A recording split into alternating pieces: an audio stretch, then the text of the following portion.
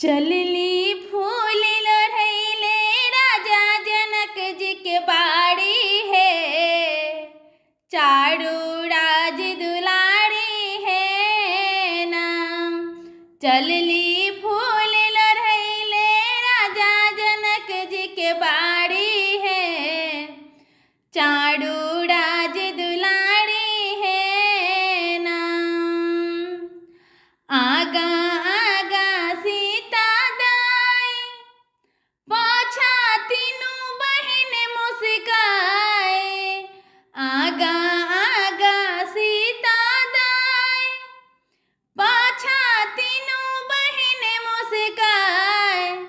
देखते मुस्की रहल छत, देखते मुस्की रहल छत, भरल पुरल फुलबाड़ी है, चारों राज दुलारी है नाम।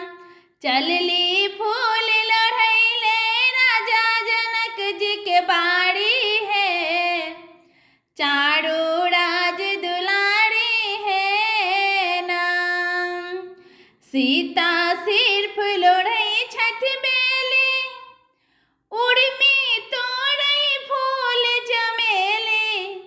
सीता सिर्फ लोढ़ई छत बेली, उर्मी तोड़ई फूल चमेली। देखियो मांडवी गेली चंपा कुसुम की आड़ी है, चारों राज दुलारी है नाम। चलली फूल लड़ैले राजा जनक जी के बाड़ी है, चारों राज दुलारी है नाम।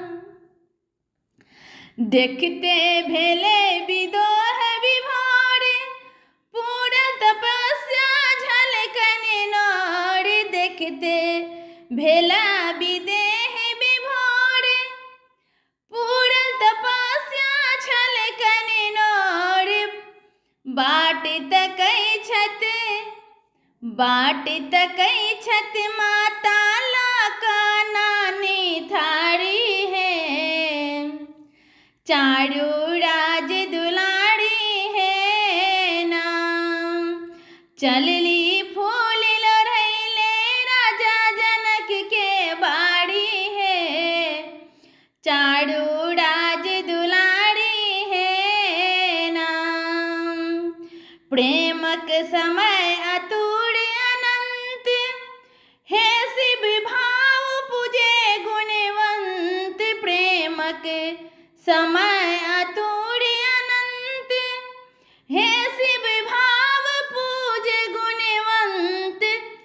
चल तू बैसल है थिने, चल तू बैसल है थिन, साझ देबैला नारी है, को बड़ घड़क दुलारी है नाम।